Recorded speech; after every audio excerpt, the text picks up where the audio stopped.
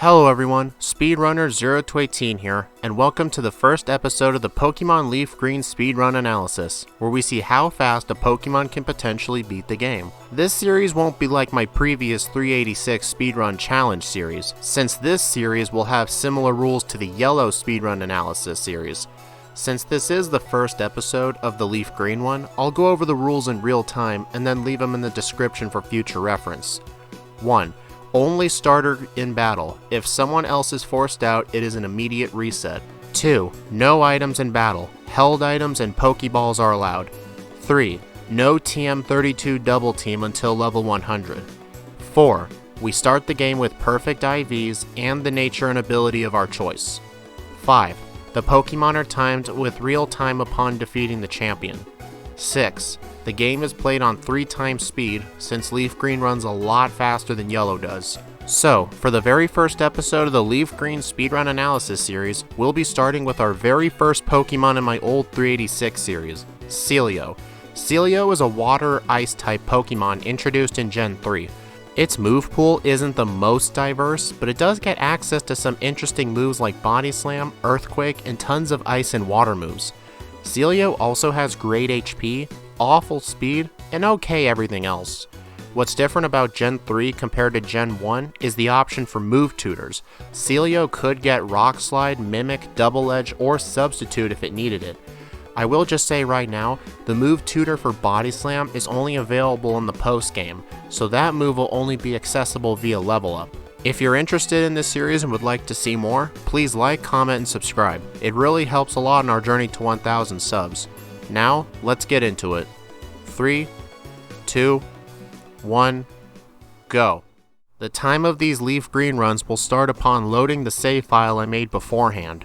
You see, since the IVs of your Pokemon are encrypted data in the game's RAM, meaning it cannot be edited when I pick up my starter, I can't use GameHook to have them automatically set like I could with Yellow. What I have to do is pick my Sealeo starter, save the game, and then open PK Hex, change the IVs in the nature, and then the time starts upon loading the save file. It's not too big a deal. The nature I choose for Sealeo is the quiet nature, which means more special attack and less speed. Since Sealeo ain't gonna be outspeeding much of anything, this is a pretty good nature. Our ability in this run is Thick Fat, which cuts damage from ice and fire moves, which should be real helpful for Blaine, since we're only neutral to fire moves. Let's start with the rival fight. Sealeo starts with the move Powder Snow, Growl, Defense Curl, and Water Gun. My rival is Charmander. Since Leafgreen has 3 different starters I could replace, instead of finding the hardest one, which some Pokemon may not have a hardest one, I'll just always replace Bulbasaur, like I did in my old series. Water Gun is an easy solution for this fight. As we're going through Route 1 and doing the parcel crap, I want to explain the new overlay. I used a program called GameHook to read the game's RAM in real time, and I use HTMLs to reference the mapper GameHook used to read the RAM of Leafgreen, and I have constantly updating overlays. Yellow also had this as well, but I want to explain some differences. I now have the held item by Sealeo mapped in the top left, and the stats are also mapped as well as moves, power points, and the enemy's Pokemon stats, moves, and ability. The reason I don't have held item mapped for the enemy yet is because GameHook can't read that specific part of the RAM for some reason, and I'm trying to get it fixed. But when it does fix, I'll update the overlay. One difference you might see with this is that there is no game time. The reason I haven't got it is because in Fire Red and Leafgreen has some memory addresses for certain things like flags and game time called dynamic memory allocation, meaning every time I load in a new area, the exact spot in the RAM changes. It wasn't like that in Yellow. That is also the reason I can't map the gym badges to show in the overlay, as well as the Surge trash can puzzle to be automatically solved. The solutions aren't too bad. I'll just update the badges manually, and I'll just pause the timer to solve the can puzzle. That's everything I needed to explain. Let's get back into the run. Since I did the bare minimum to get to Brock's gym, let's just skip straight to that part. I spam Water Gun on both the Light Years trainer and Brock for the easy win. Look at all those levels. Sealeo is in the medium-slow level up group. Despite its name, it's actually the fastest in the early game, but it is slow in the late game. After Brock, we get access to one of Sealeo's most powerful moves, Ice Ball. It is a 35 base power move with 90% accuracy, but is the ice type version of Rollout, and if combined with Defense Curl, it can do some devastating damage, since with each consecutive hit, it grows in base power. Man, just imagine if the metronome item existed in this game. This move would be literally broken. But what makes this move even better in my opinion is that when I use Ice Ball, I don't have to select it again, kinda like Thrash and Outrage, so I can select the move just once to sweep a trainer, saving me time. Also, I forgot to show the boulder badge since like I said, I have to manually update them, so sometimes I may forget to do it, but I do realize it later. In Mount Moon, I get the rare candy for later, defeat the hiker for quick XP, and go straight to the rocket and Super Nerd. Ice Ball just sweeps right through him. After I pick up the Helix fossil, the faster fossil to pick up, I arrive at Cerulean City, heal at the center, get the backyard candy, and fight Rival 2. The plan here is to use Ice Ball to sweep his team, but the main problem here is that Pidgeotto has Sand Attack. While Sand Attack isn't as broken as it was in Gen 1, it can still cause me to miss, especially since Ice Ball isn't 100% accurate to begin with. And if we miss, our chain breaks and we lose all that power it built up. We still win the fight first try luckily, and we also teach Body Slam over Powder Snow. This move will help us out greatly if at any of the Route 24 and 25 trainers our Ice Ball chain breaks. We have no issues throughout the entire route. I also pick up the Hidden Elixir and Pecha Berry for later.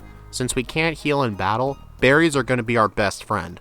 It does take a bit of work to avoid this one spinner, but we go right past him. For those who don't know what I'm doing, in Gen 3 only, when you enter your bag, Pokemon menu, or whatever like that, the trainer stops spinning for around 32 frames or around half a second on normal speed.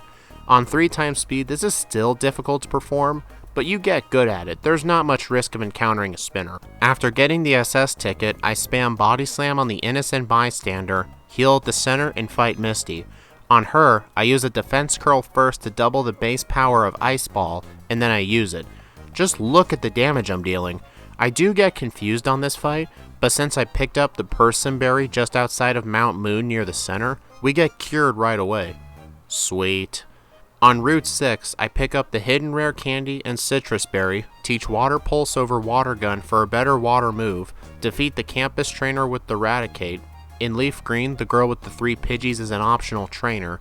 I arrive at Vermilion, go to the center to get the Versus Seeker for later, get on the SSN, get the Cherry, Chesto, and Pecha Berries in the trash cans in the kitchen, quickly defeat Rival 3, get cut, and leave the ship. Then, I go to the mart to sell the nugget to buy some super potions and repels, teach Cut and Dig to Rattata, and I enter the gym. I do pause the timer and recording for the trash puzzle, but it gets resumed as soon as I find the second switch. Then, I defeat Gentleman Tucker and fight Lieutenant Surge. He is more difficult in Leaf Green than Yellow, since he has more than one Pokemon and better AI. His Raichu was an absolute nightmare to take down. On turn 1, he usually likes to go for either Double Team or Thunder Wave. But to be honest, the main problem is Raichu making me miss Ice Ball, since it will be able to defeat it in one hit. Due to how unlucky I get here, it takes me 5 resets to get past him to win. Jeez, that was brutal. After that, I get the bike voucher, run back to Cerulean, get the bike, and fight the Route 9 and Rock Tunnel Gauntlet of Trainers. There are more trainers in the remakes than the original. The Rapping Lass is back, but old problems require modern solutions, as in Ice Ball. I also get the hidden Route 9 Rare Candy and the hidden Route 10 Cherry Berry for a later fight. Berries are very limited in this game without pickup or access to the berry forest on 3 Island, so I need to save these. The Slowpoke were quite tricky to take down since they love to use Disable, which is actually a scary move in this game, but other than them, everyone else just goes fine. The main difference between Leaf Green and Yellow in this part of the game is you fight 3 extra trainers, 2 hikers and 1 picnicker, while in Yellow they were skippable. Once we get out of Rock Tunnel and get to Celadon City, I heal at the center and do the Rocket Hideout, which is not skippable in the remakes. There are some good items I like to pick up here, like the Max Ether, Rare Candy, and the Calcium. I pick up a lot of vitamins in this run, especially Calcium. I need all the special attack I can for one of the Elite 4 fights. You'll see what I mean when I get to it. On Giovanni, his Kangaskhan is the terrifying one. I could do an Ice Ball chain to defeat it, but it has Fake Out which can ruin my streak, which it does, so I have to rely on Water Pulse to take it down. After getting the Sylph Scope, I dig out of the hideout, get the coin case, and go shopping. I buy 10 Super Repels and 2 Calciums for the later Elite Four fight, the one that will cause this run so much struggle. I then get Fly, teach it to Pidgey, use my Calcium on Sealeo, and fight Rival 4. Pidgeotto is still awful to take down due to Sand Attack, but I build up my Ice Ball combo just to get disabled by Kadabra and having no good way to take down Gyarados outside of Body Slam. Meanwhile, Leech Seed from Execute is draining my HP. I get to Charmeleon on 1 hit point left, and I deliver Water Pulse for the win. You've gotta be kidding me! Luckily, I win the fight on the 3rd try, and I move on. After sending the Marowak to hell with Water Pulse, I rescue Mr. Fuji, fly to Celadon City, and I go to Cycling Road. The hidden rare candy is easier to get than yellow since you don't have to go through grass to get it, and I also get a hidden Max Elixir here for the end. I always save this for just before the champion fight, since this heals all of your power points on all 4 moves. In the Safari Zone, after I get the simple Full Restore, Protein, Gold Teeth, and Surf, I Protein Sealeo and fly back to Celadon City, where I go fight Erica right away. Before this fight, I give Sealeo one of 2 Cherry Berries I can get without the Sevi Islands or pickup. I use a Defense Curl on Victory Bell, it goes for Stun Spore, Recover Paralysis, and spam Ice Ball. While it could go for Poison Powder, I'm more worried about Stun Spore mainly due to the speed drop. After her, I go do Koga right away. I teach the 95 base power Surf over Water Pulse. While I can't forget HMs, this is Sealeo's most powerful water move, so I don't really care about that. I also use 2 rare candies so I can teach Rest over Body Slam to help out in some of the later fights. Now that I think about it, I probably should have gotten the TM for it on the SS Sand and saved the rare candies, but oh well. I was running out of time to work on this, so I didn't have time to test my route. In Leafgreen, only 1 trainer is required to get to Koga, but I encounter a spinner by mistake. Oops. Anyway, on Koga, he is way more difficult in Leafgreen than Yellow. His Pokemon have accuracy lowering moves like Smokescreen, and evasion moves like Minimize. His Muck is the hardest thing to take down since I have to rely on Ice Ball chains to take him down. Luckily, I win the fight first try and defeat his Muck with a critical hit Surf. Hopefully I won't have to do that fight again.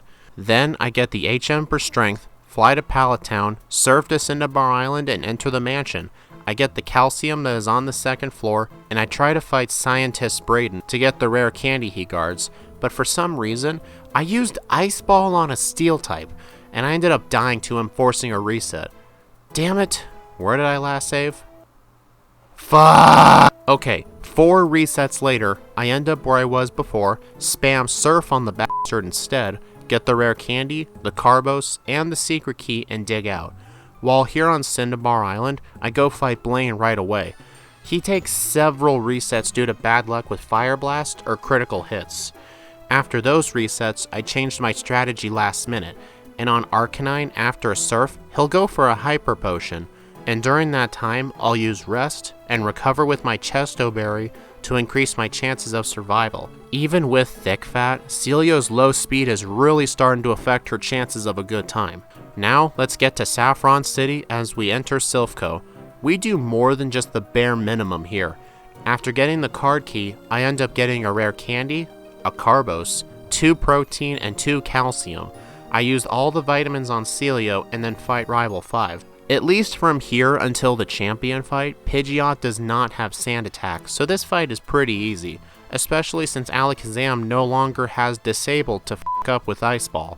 Also, before this fight, I deposit all my HM users so Pidgeot couldn't use Whirlwind and force a switch, which will, in turn, force a reset according to my rules. Giovanni is not worth mentioning, even with his Kangaskhan knowing Fake Out.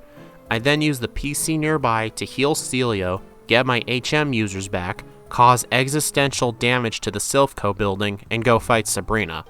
All of our Pokemon have Calm Mind, which is like a Gen 1 Amnesia, raising both special stats by 1 stage. The plan here is to build up an ice ball chain. I have low health on Alakazam, but she ends up using Future Sight instead of Psychic, giving me the win. Now for the final gym leader, Giovanni. While most of his team outspeeds me, they are easy sweeps with Surf, although I do come close to fainting, but luckily I don't. After getting all 8 badges, I heal at the center and fight Rival 6. I use Surf on Pidgeot, but then he switches into Execute to tank a Surf. But I just defeated it with Surf and then Rhyhorn comes out. That's when I start up an Ice Ball chain. Then on Gyarados, it uses Rain Dance, and it begins to rain all over the screen. This is all thanks to GameHook and HTML coding. Pretty cool, ain't it? Also, it doesn't go away until I enter a new fight due to how the game clears the battle memory. Most of the battle structure stuff like enemy Pokemon stats and stuff like that is just simply overridden when a new battle starts. At Victory Road, I pick up the rare candy and just get through the place quickly and arrive at Indigo Plateau where I heal at the center, sell all my TMs and buy some full restores. But we don't fight the Elite Four just yet. The Elite Four are way harder in Leafgreen, especially with the lack of the badge boost glitch. There are badge boosts in Gen 3, but they just simply raise your stats by 10% at the start. The game's RAM doesn't show it, it only shows it in the damage formula, so my stats do not update in real time like that. But it's easy to find what my new stats are. Just cover over the rightmost number in the stat, and then take the number you see and add that to the original. Maybe if I can find a way to map the gym badges, I'll code in HTML so if I have the badge, it'll return it at 110% or something like that. But we'll have to wait for that to happen. Anyway, before fighting the Elite Four, I fly to Lavender Town, enter Rock Tunnel, and have the move tutor teach Rock Slide over Defense Curl. This move will be helpful for Lorelei's ice types. Then I fly to the power plant to get the rare candy, and then I realize they removed it in the remix, so I dug out with shame. Then I get the Warden Boulder candy. I now have a total of 9 rare candies. When I was doing my routing, I was trying to figure out the minimum level I can defeat the Elite Four at semi-consistently. And that level, as I enter the Elite Four chambers, has to be 77. I know, that is very high for a Stage 2 Pokemon, but this is all due to one Elite Four member, Bruno. You may be laughing to yourself right now, but in the remakes, Bruno can be quite challenging if you're weak to fighting, which Sealeo is. In routing, his Hitmonchan and Hitmonlee will outspeed and take me out with Sky Uppercut or Brick Break. How will I get to level 77 quickly? Easy. Since I have 9 rare candies, I just grind to level 68, which is almost nice. The best place to do it in my opinion are the bikers on Route 16, since they're all packed together and the coughing and wheezing give real good XP. If I find a better place to grind, I'll let you know, or you can comment with a better spot. Now, let the grinding begin. At level 55, Sealeo learns Sheer Cold over Rest. You may be thinking that one-hit KO moves are going to be too luck dependent, since they are at 30% accuracy. Let me tell you a little known feature about these games. In Gen 3 only, the accuracy of one-hit KO moves is the difference between your level and the opponent's level plus 30. So if I'm 20 levels higher, Sheer Cold is a 50-50 shot of hitting, which is not bad at all. However, if you are a lower level, Sheer Cold is 0% accurate. In later games, the formula for one-hit KO moves accuracy was changed to 20%, not 30%. Also, one-hit KO moves are not affected by Sand Attack or Double Team, since they are already inaccurate to begin with, which can be really helpful in certain situations. Now, back to the grind. With all that done, we get to level 68 and we go to the game corner. We use 5,000 coins to buy the Mystic Water to make Surf 10% stronger and the TM for Ice Beam, so we won't have to rely on Ice Ball if we don't need it. Then we fly to Indigo Plateau and we face the final 5 trainers. Let's do this shit! On Lorelei, I defeat Dewgong with Rock Slide, use Surf on Cloyster since its special defense is so bad, and on Slowbro I use Sheer Cold since I have no good answer for it, and due to the level difference, Sheer Cold has a 55% chance to hit. Then I Rock Slide the Jinx and Sheer Cold Lapras. On Bruno, since I'm now level 77, I outspeed the Hitmonchan and speed tie the Hitmonlee, and Hitmonchan is a range with Surf boosted by Mystic Water, which is why we needed it to avoid more training. And then I take down the rest of his team with Surf. This fight still takes a lot of tries since his Pokemon can still do huge damage to Sealeo if given the opportunity. Agatha was also kinda difficult, mostly due to her Pokemon having Toxic. I defeat Gengar with Sheer Cold since it ignores Double Team, and on Golbat I attempt to set up an Ice Ball chain. It probably would have been better to equip a Person Berry instead, but Toxic damage is really deadly in Gen 3, since even on turns when you defeat something, you still get damaged.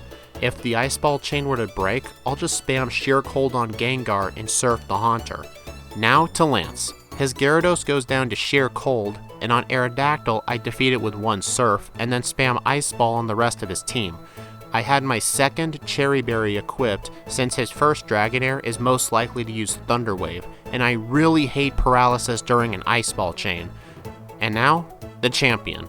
On the Champion, I luckily don't get Sand Attack turn 1 and take down Pidgeot with Ice Beam, which I had taught over Ice Ball. On Rhydon, I use Surf to knock it out. On Exeggutor, an Ice Beam takes it down. Alakazam I use Sheer Cold. On Gyarados, I used 2 Ice Beams to take it down and then Surf the Charizard for the win, and ended up with a real time of 1 hour, 55 minutes, and 31 seconds with 22 resets, and a game time at the Hall of Fame of 4 hours and 54 minutes. I can guarantee with great certainty, if Bruno wasn't so hard, Sealeo could have done this at a much lower level. But oh well. I really hope this way of doing Leaf Green is way better than how I used to do them. Even though Leaf Green is way harder than Yellow, routing it without items and being fast about it was very fun, and I can't wait to do more of them. For next week's speedrun analysis, we'll see how fast Aggron can beat Pokemon Emerald. That's right, I'll be alternating between Yellow, Leaf Green, and Emerald. I hope you all look forward to it. Like, comment, subscribe if you enjoyed and you want to see more. Thank y'all for watching, and I'll see you in the next speedrun.